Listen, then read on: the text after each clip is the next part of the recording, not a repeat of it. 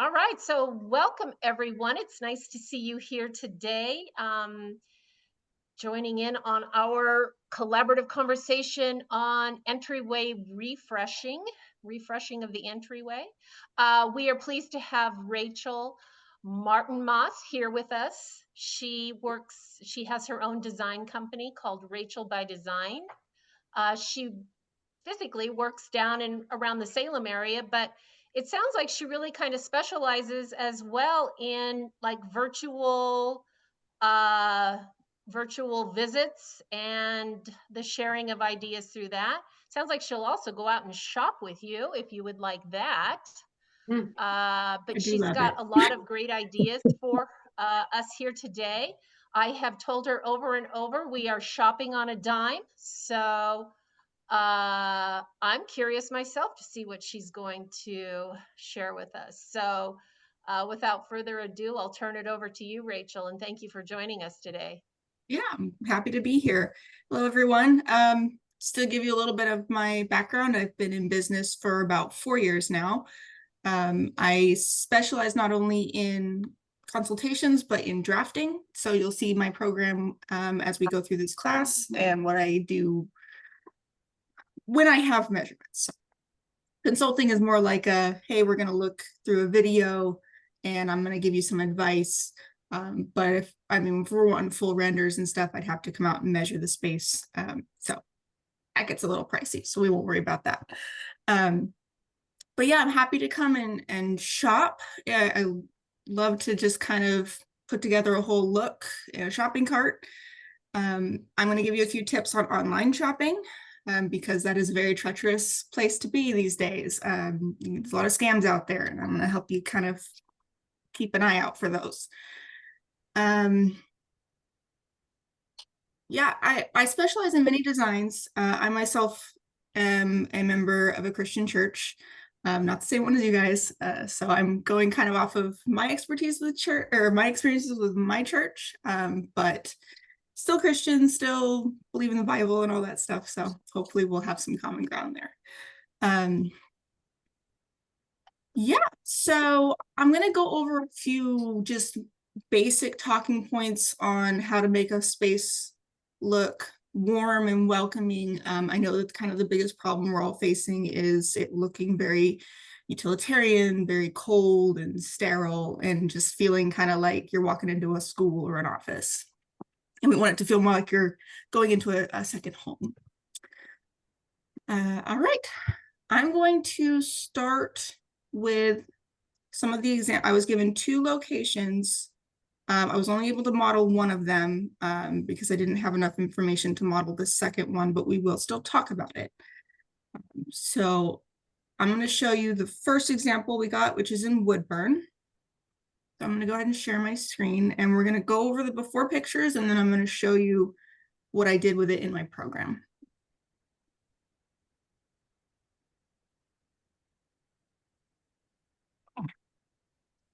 Okay, so let me know if everyone's seeing that okay. Good to go, thumbs up. All right. Okay, so this is the main space we're looking at. I only modeled to the edge of this door here, so I didn't do this inside space. But we can see it's very white. The linoleum / tile looking floor is not helping with the cold feel. If we look in this nook, it's very plain, very bare.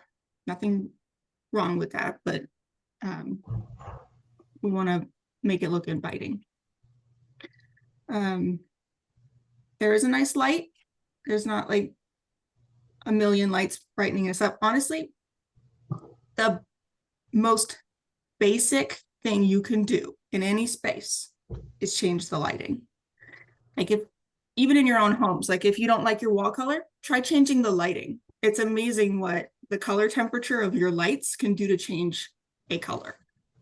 I always recommend anything that's more of a soft white, not necessarily yellow, because then that can start to look dingy and old, but a soft white, and not like a daylight lamp, because that's essentially fluorescent lighting, and everyone knows that's not super flattering.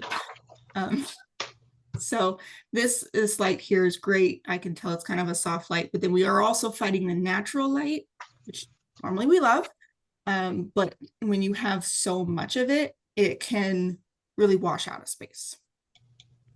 So it's nice to be able to kind of control that. Obviously, we can't hang curtains in front of the doors. So we have a couple other solutions. Yeah, these are some of the other pictures we've got. We can tell that from this very white room, we're going into a very dark room. So it's kind of a harsh transition. So we'd want to ease that up a little, make it a little more gentle transition. So those are all of the examples I have. I do love the wood color of these doors. And in between these doors here, it's a nice, like, neutral wood to work with. So very lucky there. All right, so this won't mean anything to you because this is just a floor plan, but I'm going to show you the rendering.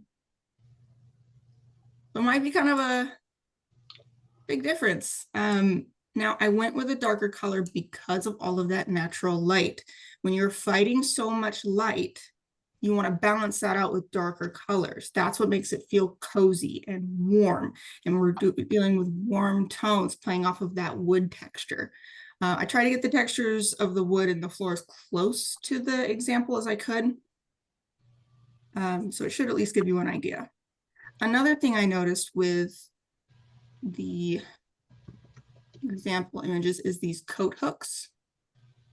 Now you might think it's space saver having it vertical, but it makes it harder for people to find their coats. And it always ends up in a heap on the floor, or people are rummaging and it can just look messy. So what I've done instead is I've created a horizontal coat hook with a shelf, which is also great for putting little decorations on. And there's about, whoops, sometimes it gets away from me. Yeah.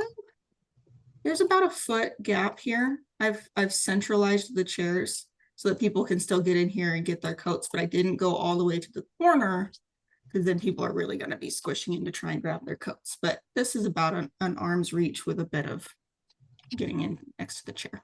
So things you want to think about, not just how does it look, but how's it going to function? So having the coats lateral like this rather than vertical, it spreads it out more, it looks less cluttered. If you can fit a place with hangers, it's also great. I wouldn't recommend it in a lobby setting, but if there's like an off hallway or an offshoot where you could hang a little, like put up like a bar for coats or something like that, it's a great solution. And then the adding of artwork.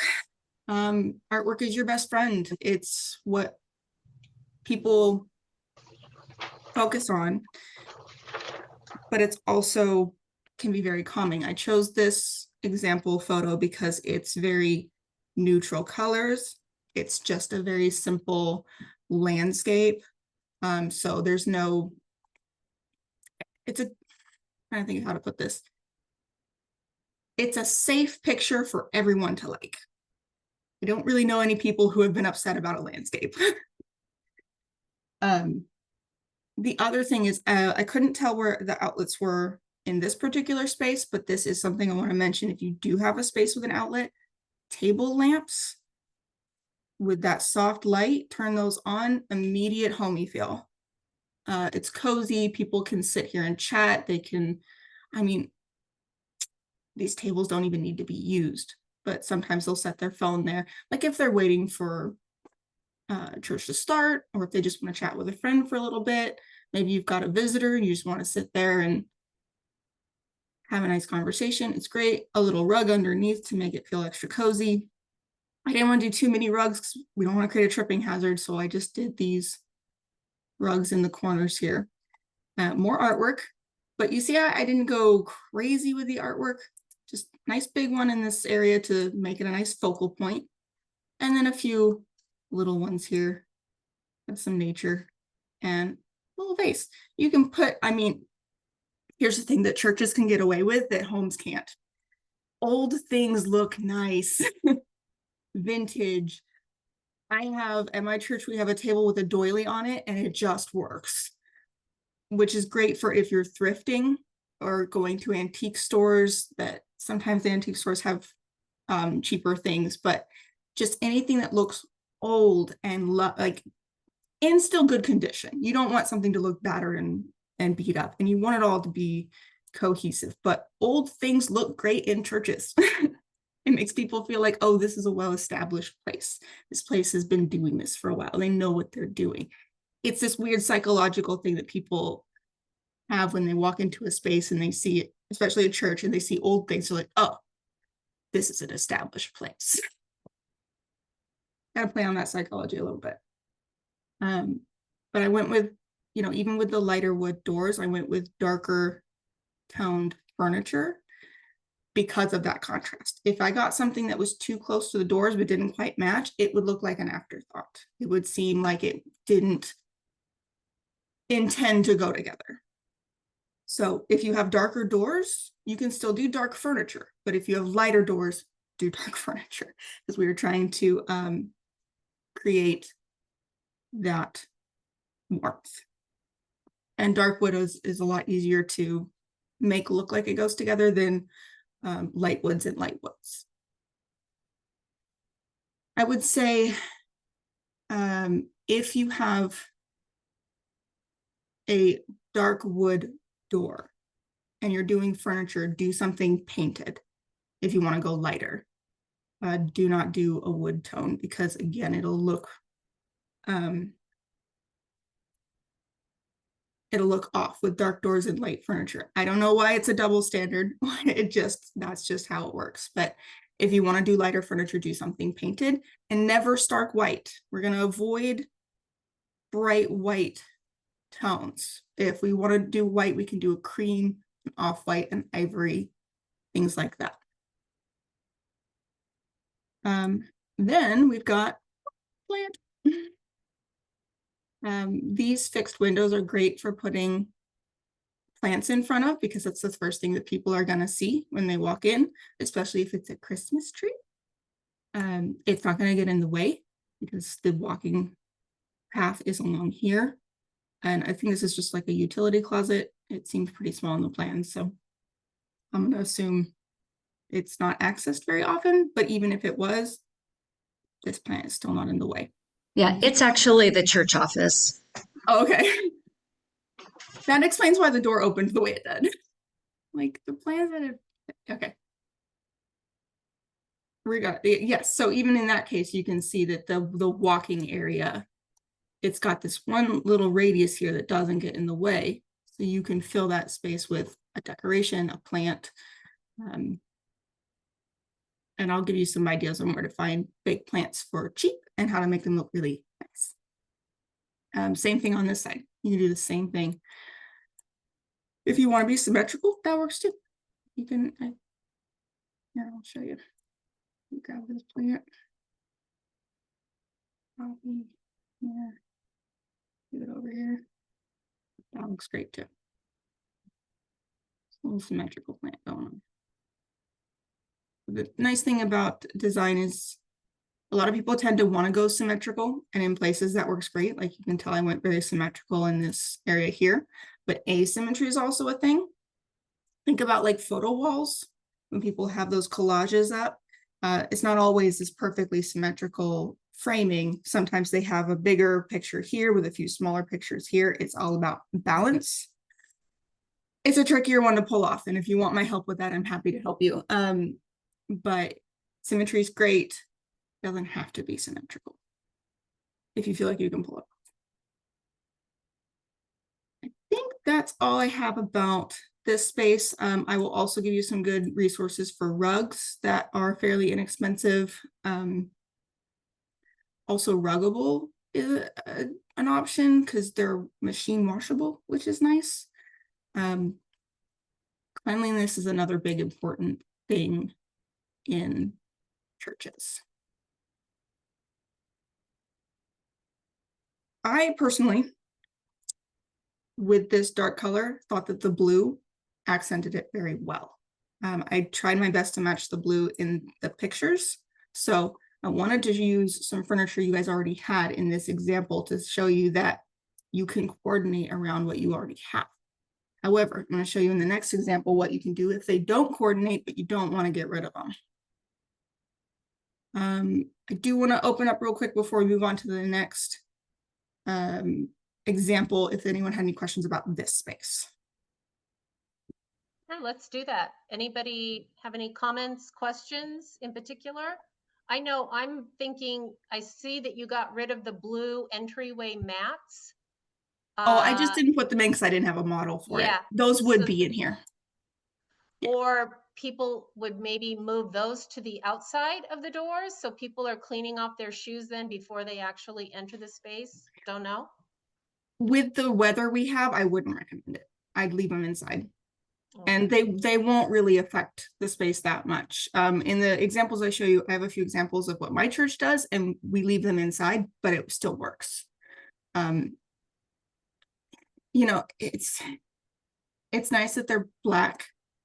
So they're a pretty neutral color. Gray is also good. It's just one of those unfortunate necessities of keeping the place clean. But I can kind of put them in here, just look at some black squares, but I promise it will look fine, especially with the plants on either side. People go into the space, they just understand it's a necessity. Yeah. Okay. Rachel, I have a question. Do you have any thoughts about like carpet versus like hard floor for like the church entryway? If I had my choice, it'd always be carpet, because that immediately adds warmth to the space. You'd still have your feet wiping mats, the black ones on top of that. But the second example we have has some gray carpet. Linoleum is great for cleanliness, but it's not so much for feeling that warmth and comfort. Even in like homes, hardwood is a nice substitute to carpet because it still has that warmth. Once you get into tile, we're talking little foyers with decorative tile. People don't really do a whole thing of tile in an entry space because it's not very inviting. But doesn't mean you have to change your floors. We can still soften it up with rugs. Rachel, could you give an example of, you chose a fairly dark color, and I understand the reason for that. How light could you go with a color and still meet that same criteria? Absolutely. Yeah, let me show you an example with my paint that so I can find a good color option. Now, I love Sherwin-Williams because they have really good color options, and you can get these colors at like Home Depot. So you don't have to spend an arm and a leg for them. You don't have to actually go to Sherwin-Williams to get them. And I can give Sherry a list of safe neutrals. But let's go with something a little bit more beige.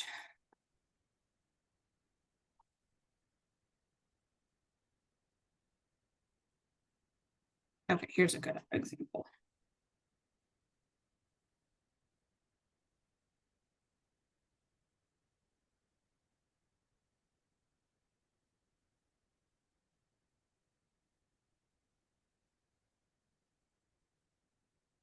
Separate rooms, so I have to paint a little bit individually.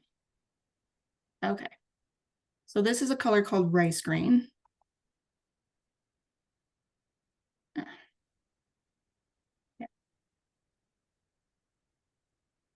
And you can see it's a lot lighter, but because of the creamy tone of it, the lighting accentuates it rather than fighting it. It's not as reflective.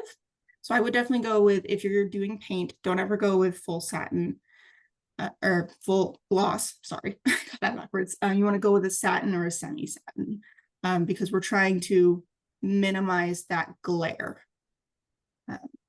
So if you go with kind of an off-white color, I'd go more satin so it doesn't reflect as much light. But you can see that still looks very warm and welcoming. Just a little, it's a little softer than white.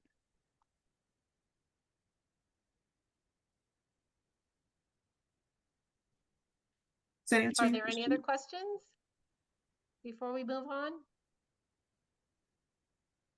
Okay, let's move on. Thanks, Rachel. All right. Yep. Okay. So we're done with the 3D models for now. But if we want to come back to this for any reason and play around with models, it'll be here. Thank you, Rachel. It's lovely. Okay. So the second example we are looking at is in Monmouth. Now, this is definitely a more complicated room. That's why I couldn't quite get a model figured out for it, because it's hard to tell where things were. But we are running into the same problem of the white walls. Now I have seen white walls done, but it's in very, well, I'll show you an example later of walls that are more white, but how they make that work. However, I do love this green color. It's probably a little too dark for this space, but I love green. And then we have the problem of the fluorescent lights, which there are solutions for that. I will find a good resource for you guys on where to find them, but you can get tube lighting in different color temperatures or covers to go over them. And that's just going to help disperse the light a little bit better, so it's not so spotlighted. Like you can almost even see the definition of where the lights are hitting on the ground. It'll disperse the light a little better and feel more cohesive.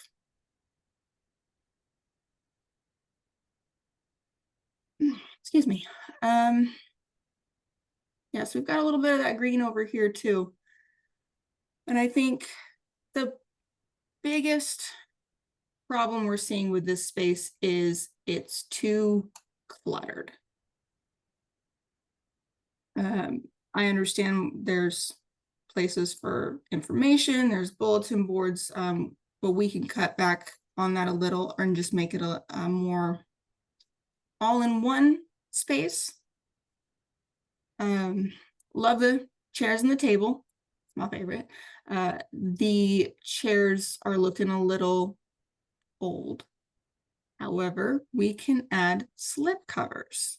And you can get pretty stretchy, good quality slip covers on Amazon. You want to make sure that you're finding one that has the right seat cushion shape. And if it's an armchair, you want to make sure it's specifically for an armchair. So the nice thing about the stretchy ones is you don't necessarily have to know the exact dimensions of your chair.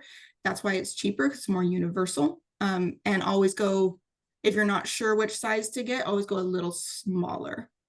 The nice thing about Amazon is you can return them, try a different size. But there's some good quality ones. It's something me and my family do with we have a little accent chair, and we'll just change out slip covers for the seasons. So right now we have a nice pretty red one.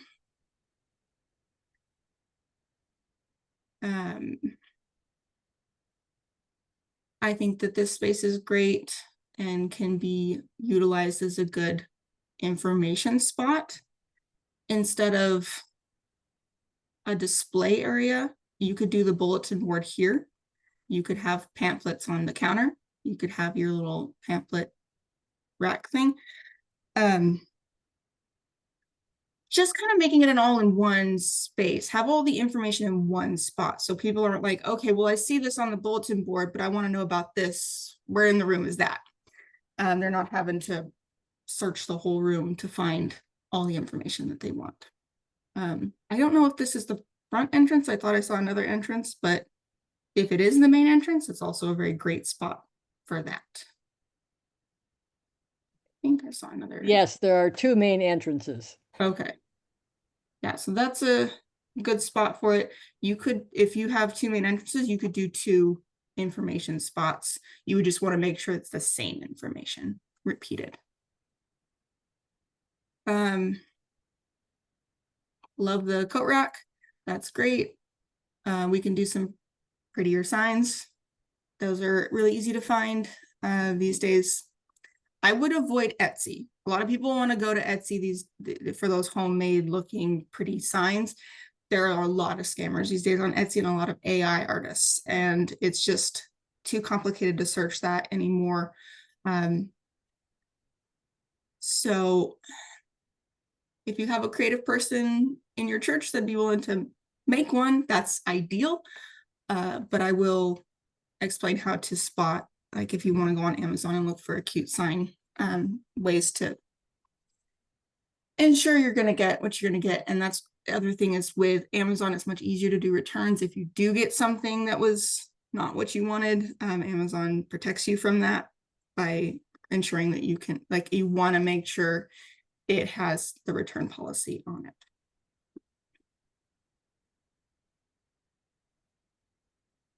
I think if there was anything. Okay.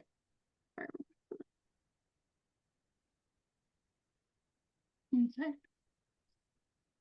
But the carpet's great. You can still do area rugs on carpet, especially low carpet like this. So I can't really see what's in this nook area. So that was a little tricky to figure out. It's a box to collect food for the food bank. Okay. And this coat rack goes all the way across? Correct. Okay. What you could do is basically cut that coat rack in half and do a larger storage cabinet, which would still have the box for collections, and maybe some shelves where you could put some display items so that people aren't going to hang their coats over the thing that you want to draw attention to, because people will find space wherever they can. Love this window. It's beautiful. All right. I'm going to show you a few examples of some minimalist designs that I've seen in my own church and how that could be translated to a space like this.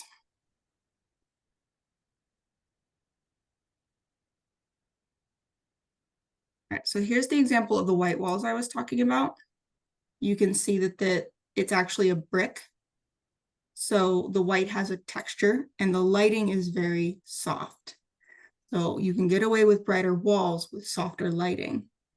It's a very large room, so the natural sunlight filters in just enough.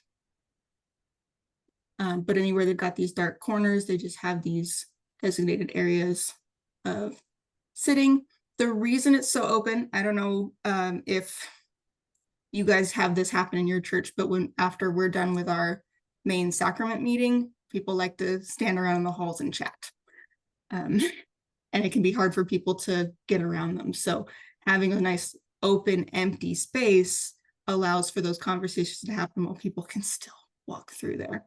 And then anything that's requires more focused activities could be in a separate room. Again, I'm not really sure how your churches are for other rooms besides like a main worship room. In my churches, we have classrooms. So if there's like a place for kids to play, it's a separate room. But you could designate corners, like if this was a little play corner instead of a sitting corner. So there was a few, like I saw a rocking chair in that other example. It's all about zoning. You want to zone off spaces so it's very clear what's meant to be happening in that space with plenty of walking space. And they also have a gray rug, but you can see that the big difference here is the lighting. And then they've got these covers which disperse the light. That's another important thing to think about. The other thing I guess I could mention is these don't match. These little chairs don't match the sofa. However, they're in the same color scheme. Like this is kind of a floral print, but it has some, it's very hard to see in this picture, so I apologize, but they do have some red tones in it. And so they can get away with these darker red chairs over here. If you do a print and you grab colors from that print to put into solid colors elsewhere, that's like the fundamentals of design right there. You have one focal point or main piece of art or whatever you want to draw inspiration from, and you pull colors from that inspiration. So anytime you're finding a lamp, a table, anything colorful, even the wall color, pulling it from a piece of art or a pretty floral print on your chair, it's a great way to find your color scheme. And even like if you have a little sample of it, bring it to the store with you, match stuff to it. Always just having a few pieces of art helps. You don't need to go crazy. A lot of people are like, oh, it's a blank wall, let me fill it all the way up. You want to give the eye a place to rest. Otherwise, people get overstimulated. Here's another very simple example of in a hallway. So you can even, now this is a pretty wide hallway. I believe behind this is the front door. But we just have a nice focal art piece with a couple of chairs for people to sit, or even just to soften it up a little. And then you can also see, like with these lights, they've put a cover over it with some paneling, just to add a few more of the wood accents. I will do some research. I didn't have time to do it before this class, but I'll do some research on fluorescent light covers and see if I can find a good resource for you all. The ones I know of currently are probably a little too pricey.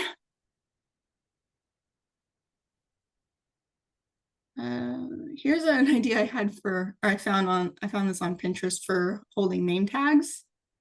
Converting a screen as like a privacy screen into a name tag, or this one, they used a picture frame.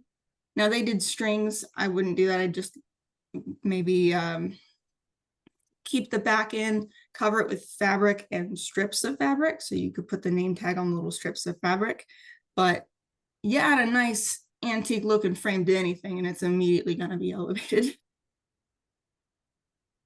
Oh, that's the other thing. In your artwork, you want to make sure your frames coordinate enough. Now, if you have a gold frame and it's all antique like this one, it's got the beadwork and the multiple trim details. Sorry, lost my words for a second there. If I were to pull this frame and then get another piece of artwork, I would want to stay in that brown realm. If you're doing gold frames, you can go with kind of a brass or a light champagne color. You just want to make sure color-wise that they're going together. Now, in my example, my frames were a little mismatched. I'll show you. I've got a white frame, and then over here, I've got black frames. That was because of the dark color of the walls. Turned my phone on silent. My iPad went off. Sorry about that. With lighter walls, you could get away with white frames if we just.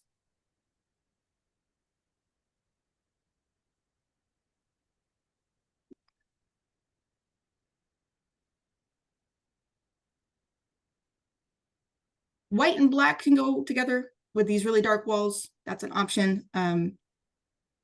But if you're doing any kind of colored frame, you want to keep that color fairly consistent, or at least in the same tonal range.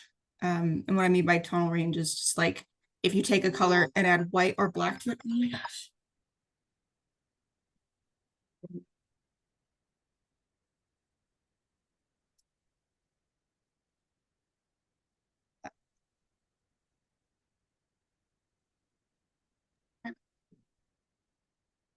You take a color and you add white or black to it, that changes the tone of the color, but the base color is the same, if that makes sense. I really hope that does.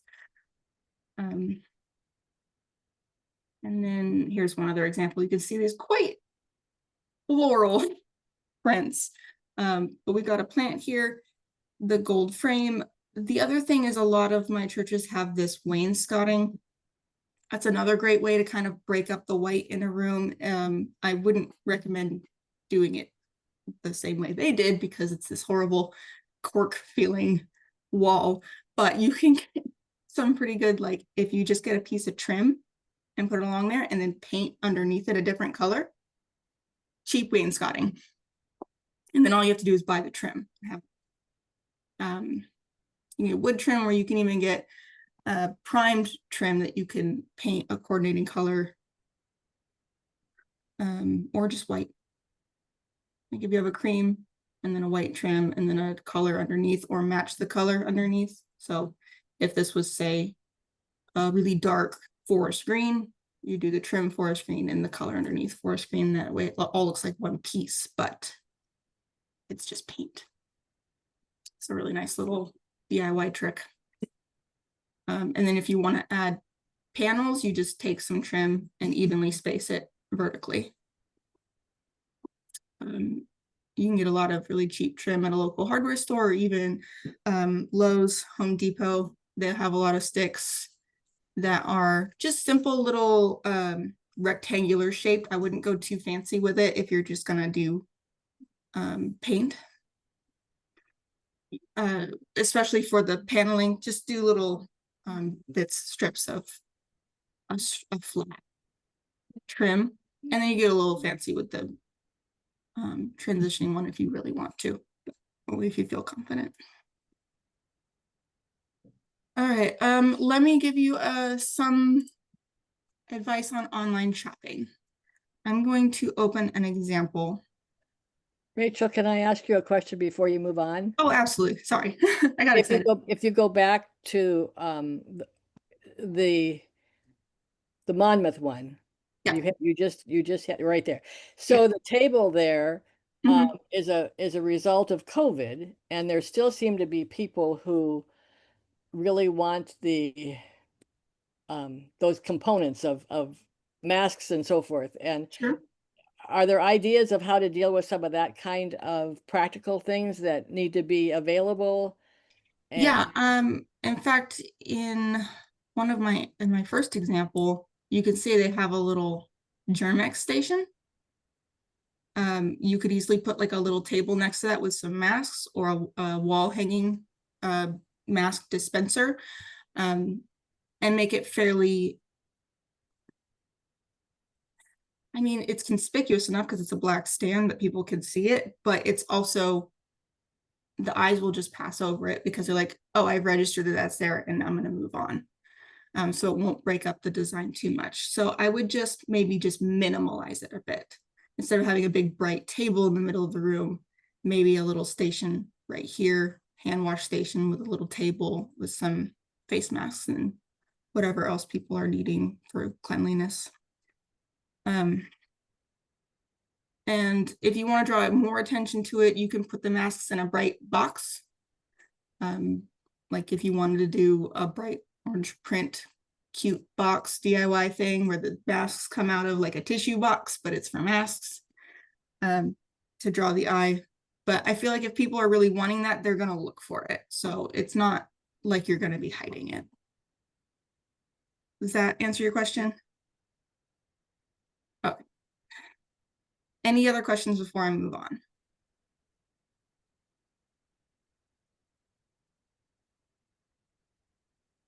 Okay. I'm sorry, I have all kinds of questions. So That's fine. if two congregations, or like right now we don't have two different congregations, one speaking Spanish and one English, but I know other congregations do have that. You talked about having one focus for information, Mhm. and and you know, would you mix those two different groups, or would you have information for the two different ones in different places? I would do two bulletin boards, either one on top of the other or side by side, with the same information, one in English, one in Spanish. And then if you've got pamphlets, that hanger, one side's English, one side's Spanish. So they're right next to each other in the different languages. So that way people aren't like, oh, well, this is the English one, maybe they don't have a Spanish one. and then they don't ever look for it. You want to make sure they're getting that information. So having them side by side, not necessarily mixed together, but side by side, is going to be the best way for people to know that all that information is there.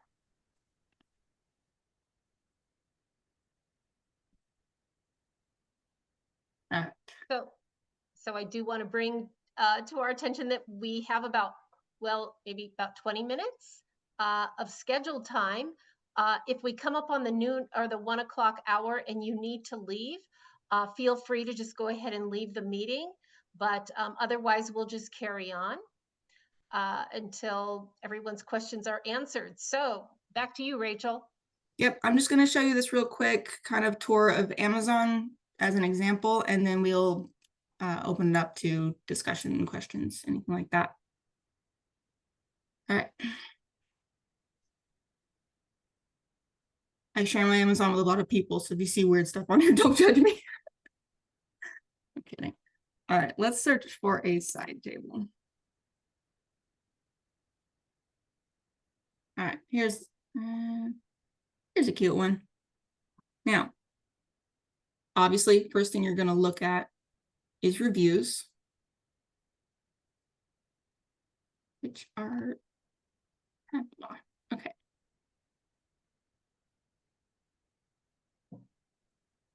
I mean, you'll want to make sure the dimensions fit. Always, when you're looking for a specific piece, always make sure it's going to fit. Find out the biggest thing you can fit and work from there. But I would say in the reviews, this is the things you want to look out for. Of course, they're always at the bottom. And of course, this has no reviews. Let me find one with reviews. Okay, here we go. All right, I like one with a good ratio. This is above 4 stars with above 1,000 reviews. If it's less than 1,000 and it has 5 stars, you definitely want to look in further. If it's low stars with a really high review, don't necessarily write it off. You want to see what those low stars are about. Sometimes it's user error. People are writing reviews because they put it together wrong, or they're writing reviews because they didn't know how to use it properly. I think that's the biggest thing that people run into, is they just see those low stars and like, oh, not for me. But my favorite thing to look for online is, get to it. There we go. Customer photos, reviews with images. You can usually tell it's a real photo because the lighting is not ideal. We like to see to scale when they show the whole room. I can, oh, well, I measured it and it seemed much bigger, but now that I'm looking at it in this space, it seems very small. Here's, sometimes they give you cute ideas, like putting a plant on there. And then, as much as I'm not a fan of AI, it is nice to read the overview to see what the thing is that people are complaining about the most. And if they're complaining about like durability or having a hard time putting it together, that could also just be a user error. You want to look for it arrived damaged, it was missing pieces. Don't bother with those. Honestly, it's a tricky space to navigate. Online is tricky. I would be very careful of Facebook Marketplace. You want to talk to the person on Facebook and ask detailed questions. If they can't answer those detailed questions, it's a big red flag. If they can send you a picture of it as is, rather than just the posted pictures, be like, hey, can you send me a picture? And they don't want to, it's also a red flag. Sometimes it can be a little annoying. I've sold stuff on Facebook Marketplace, but anytime somebody asks me for a new picture, I always gave it to them because I assumed they just wanted to make sure that the posted pictures matched how it looks currently. All right, I don't want to go too into detail on that because I could honestly do a whole separate lecture on online shopping. But you guys are welcome to contact me if you're like, hey, I found this post. I'm a little suspicious of it. Can you check it out for me? I'm happy to do that. It doesn't take me any time at all.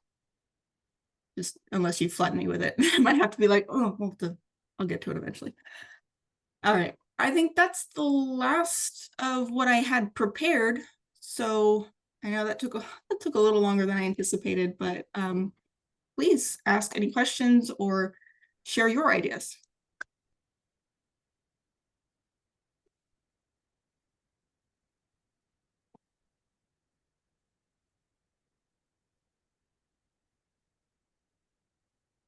Alona, you're muted.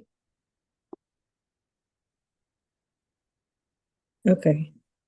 Going back to the beginning with the garland, I'm curious how you get it to last the whole Advent season and stay fresh. Are there any tricks for that? Their temperature is a big factor. If it's a warmer space, the evergreens won't last as long. They like cold environments. I think there are some preserving sprays, but I mean, then you're getting into some pretty questionable chemicals. So what I like to do is I actually mix fake with real, especially if there's like, I have these garlands that are pretty nice quality that have lights in them, and I'll use that as a base and then I'll twine the real ones around it. So you get kind of a nice lit up, but then it's real. And then if they start dying, you kind of replace them as they die. But if you can get them into a colder space, that's ideal. Hanging them outside the door, out in the weather, they're going to last forever, especially if you cut them fresh off a tree.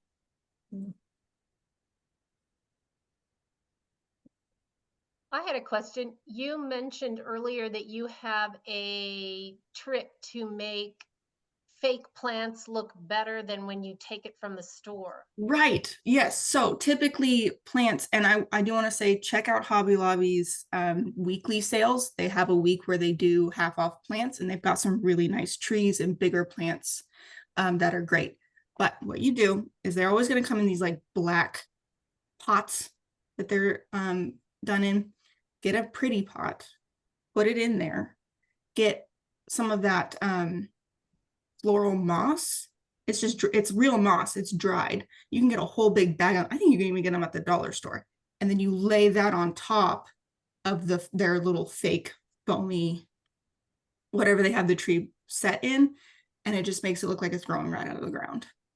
It's so easy, so simple, and then you can, I mean, you can use any vase that'll fit in. Which thrift stores? I love thrift stores. You always want to check out your local thrift stores. If you have to go to Goodwill, I get it, but local is best. They're going to have the most variety, and they're also usually going to be supporting your local community. That's why I really like to shop local thrift stores, because it directly benefits your community rather than a big CEO who doesn't care. But I'll admit, I still shop at Goodwill. If I really need to find something and I can't find it anywhere else, I will still shop there, but it's a last resort. My little moral 2 cents of the day. But thrift stores are great for finding little like, decorative items or furniture pieces like end tables. Even there's been some really cute little like accent chairs I've seen too for pretty inexpensive. You just want to make sure you get them nice and cleaned. Oh, and then real quick about bulletin boards. A really easy way to make a bulletin board look nice is 1, pretty frame, like we were talking about. And 2, you can get peel and stick wallpaper. You can even get there's some really nice ones at the Dollar Tree too. Like definitely check out the Dollar Tree. There's quite a few little decorative things they have that you can really make look nice if you're creative enough. But peel and stick wallpaper, put that along the whole back, and then, you know, it's bulletin board, so it's still got that cork and you can still puncture through it, but it just makes it look like an art piece with some information rather than a big brown square. Be careful you don't get the tile ones, though those are probably too thick.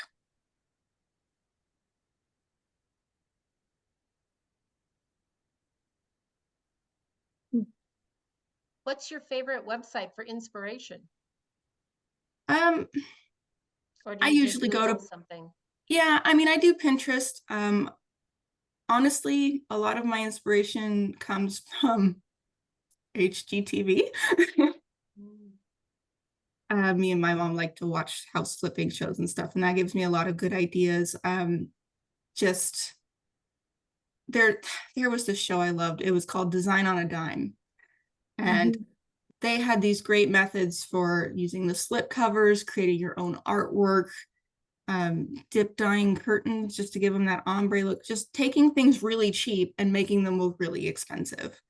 I love DIY. If you go on YouTube and you search DIY home decor, there's a lot of really great people who do some really fun stuff. I think she changed her YouTube name, but DIY Danny does a lot of like IKEA flips where she'll get cheap IKEA furniture and just make it look amazing. But I like to see what other people are doing. Just get inspiration from the people around you, even in your own home,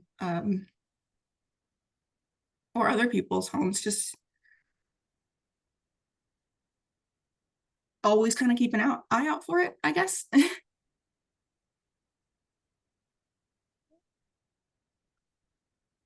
Pinterest is great. You can filter AI to be off because you will get a lot of AI junk.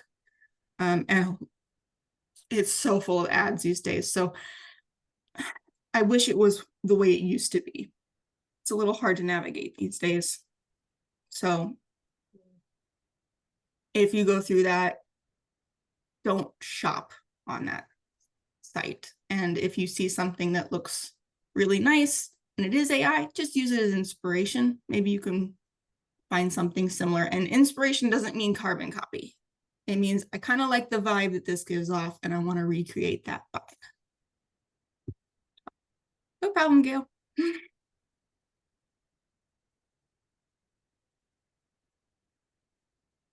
Okay, well, it's approaching 1, and any further, anything anybody's done in their church recently that it's like, oh, that was such a good decision that we made. Every church should know about this. Any ideas like that anyone's stumbled upon recently that you'd like to share?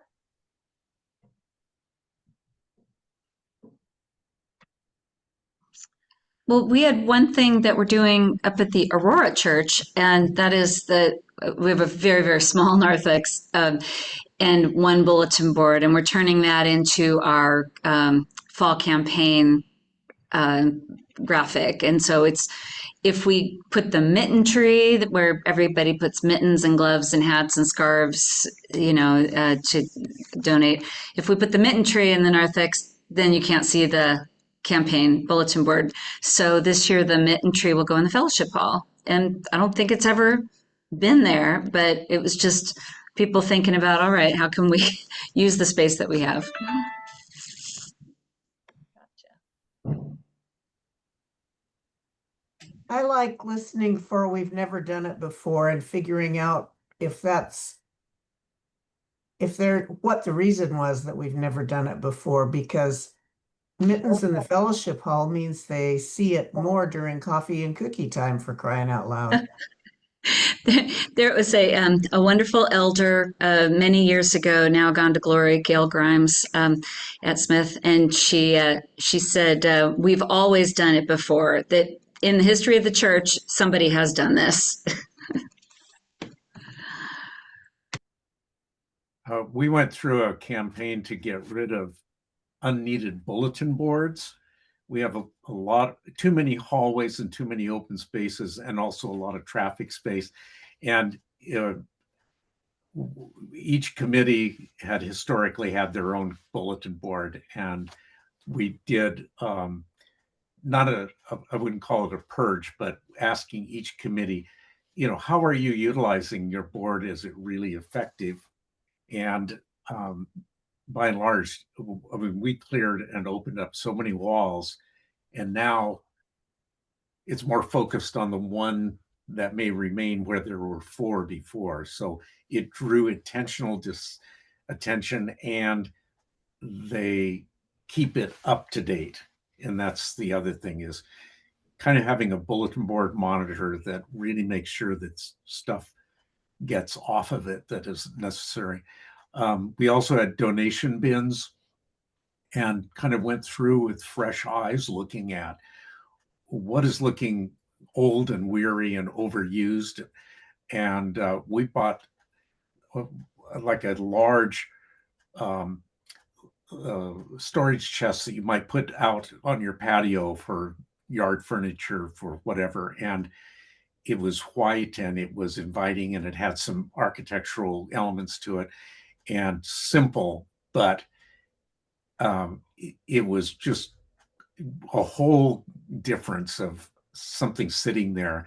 And I try to go through our church as I go through other churches, looking at of being a first-time visitor or a first-time guest.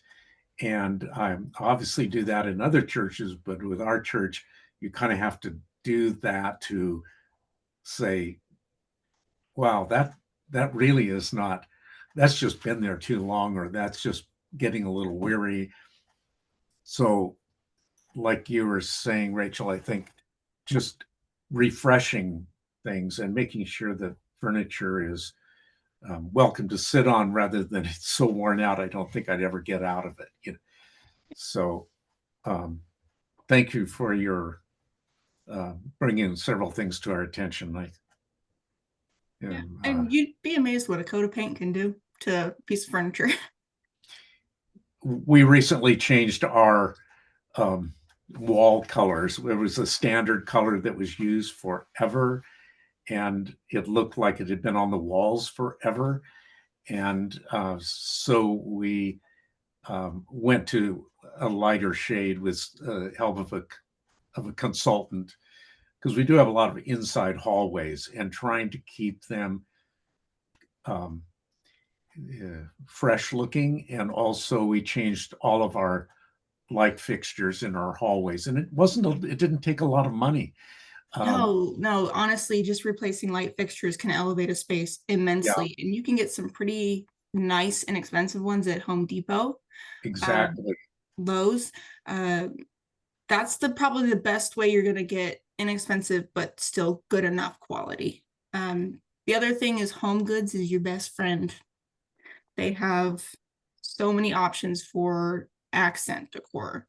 I wouldn't get their furniture. I haven't been impressed with the quality of the furniture, but as far as like rugs and smaller things or artwork, oh my gosh, so much artwork, and for very inexpensive. It's a good source.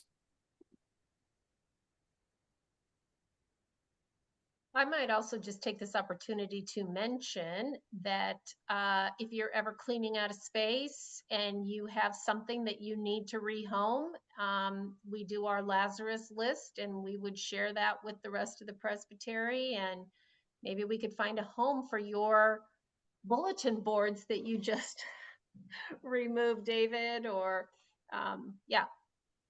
It's always nice to see our things go on to live again in a new space. And you could even use those bulletin boards and turn that into a name tag holder, or a pamphlet holder. You just like pin on little pockets, and then you could put the pamphlets in the pockets. Nice, yeah. All right, well, that's been fun. It's been interesting hearing all your ideas. Thank you so much, Rachel, for all the time and energy you put into preparing this for us. And we're glad to know you exist, and maybe we will draw from your expertise here in the future. So happy to help. And thank you everyone for joining us today. as I mentioned, I will try and get out a wrap-up email probably early next week with a link to the video if you want to share it. But all of our collaborative conversations are on the website under resources, and feel free to poke around there if you need some inspiration. I will mention that I know we've had one on Advent that could be quite timely. We've had one on winter hospitality. How do you care for the people in your community? And many others. Stewardship, that's another one that I hear a lot about these days, stewardship campaigns. So there is a collaborative conversation on stewardship.